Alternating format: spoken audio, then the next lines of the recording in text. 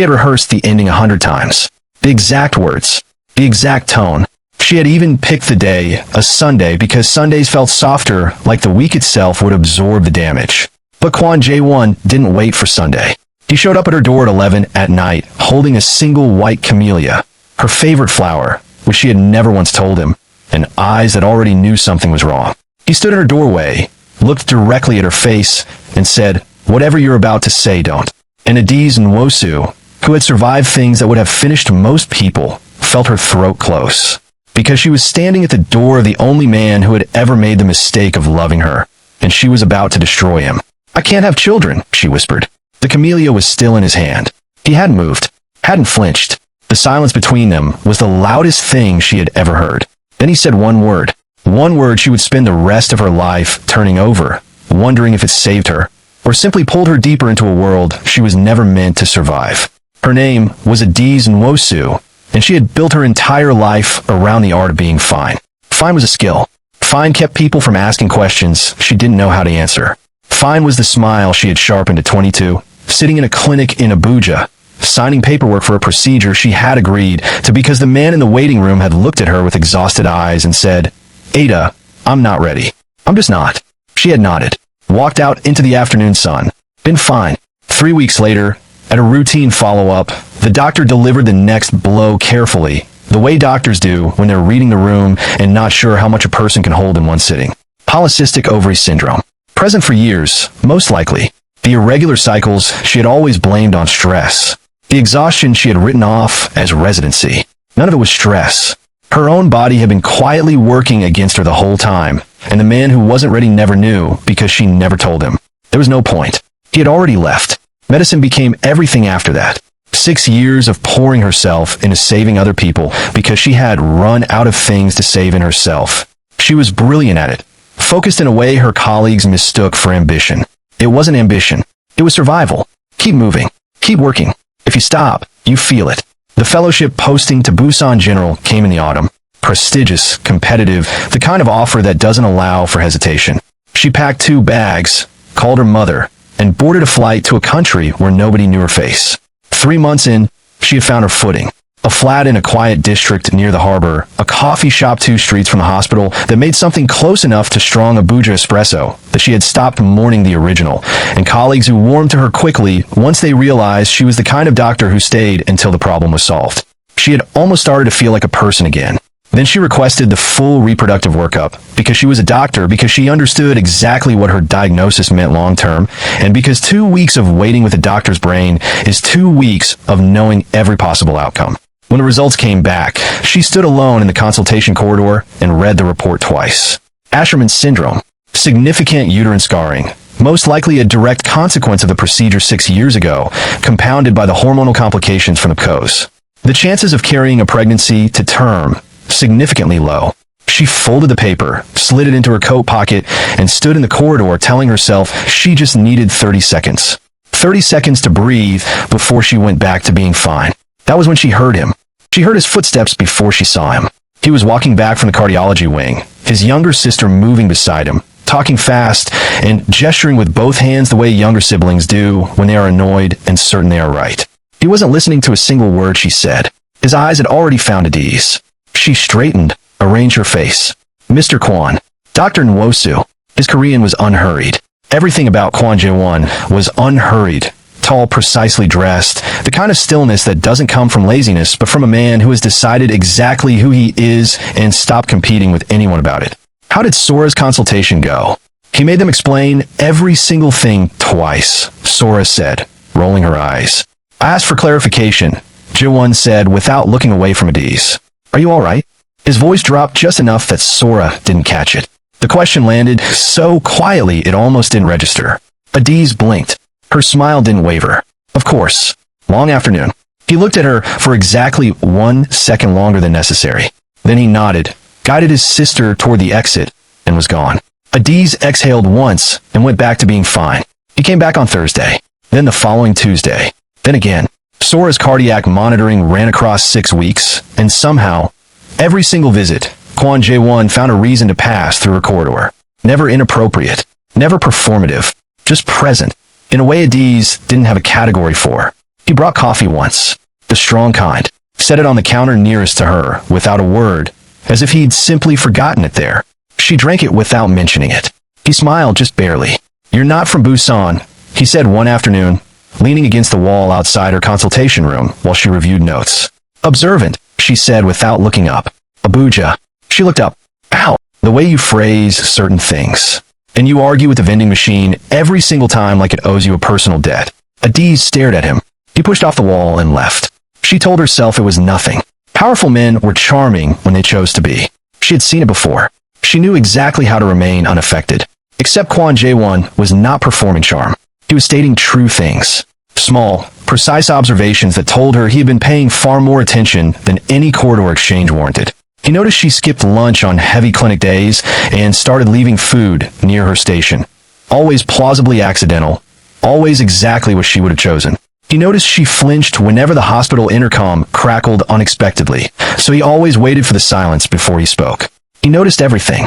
And Adaeze, who had spent 6 years making herself invisible, felt herself being slowly, carefully seen. It terrified her, because somewhere between the coffee and the way he watched her, she had started watching the door, waiting for Thursday, waiting for him.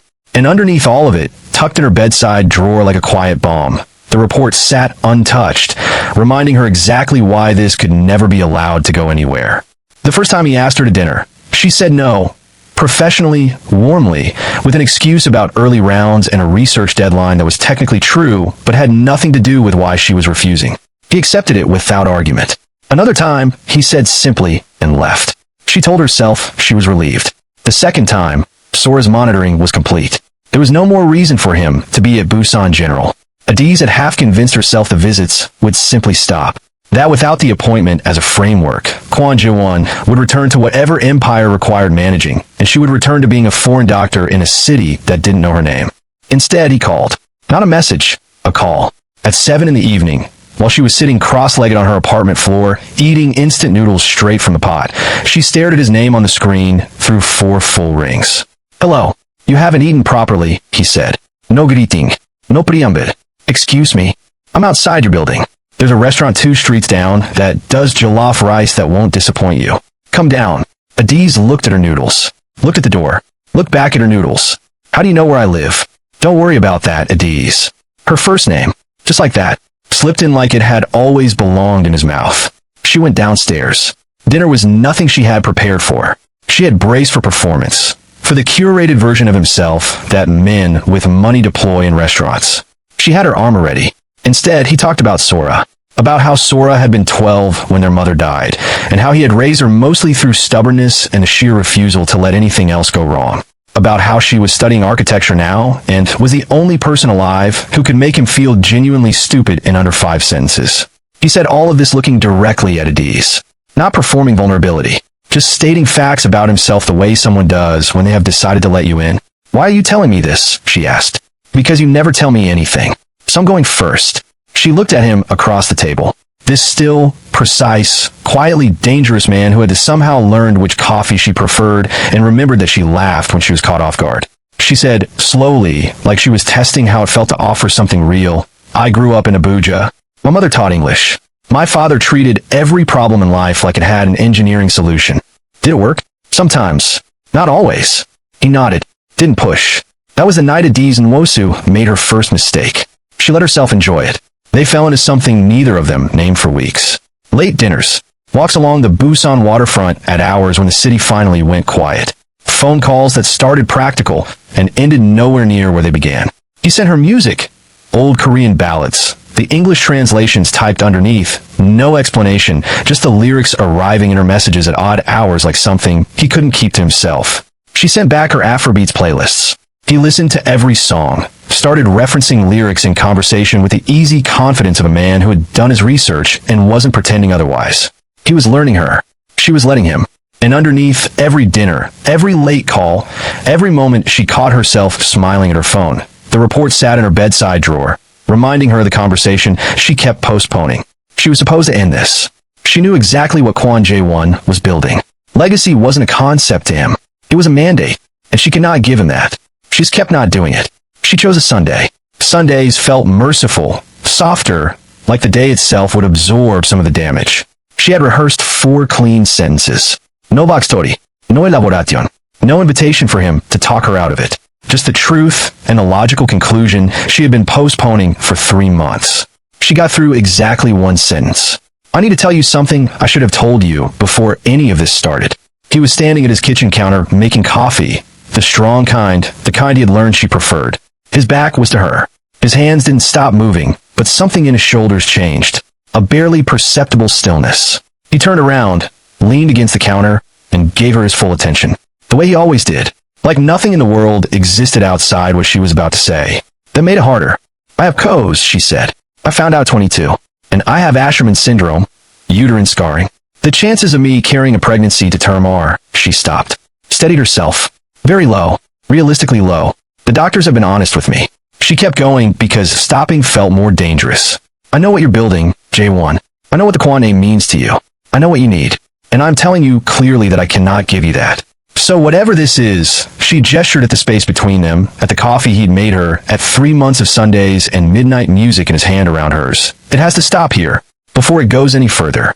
Before either of us. Adaeze. Just her name. Quiet. Absolute.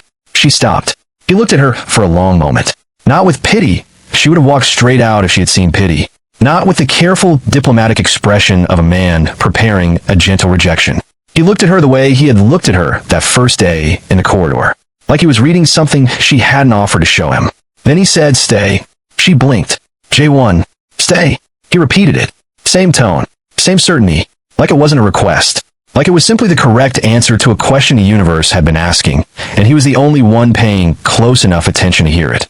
You're not listening to me, she said. Her voice was steady. Her hands were not. I just told you I can't give you children. I just told you. I heard you. He cut across her gently. I heard every word. And I understand that you've been carrying this alone since you were 22. I understand that you rehearsed this conversation. I understand that you chose today because you thought it would be cleaner. He paused. And I understand that you're standing in my kitchen right now terrified. Not because you want to leave, but because you've already decided you don't deserve to stay. Her throat tightened. She hated that. She had promised herself she wouldn't do this here. You don't know what you're saying, she said quietly.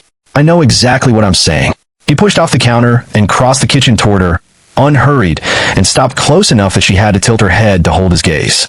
I'm not 22. I'm not a man who didn't understand your value. I'm telling you, with full understanding of everything you just told me, stay.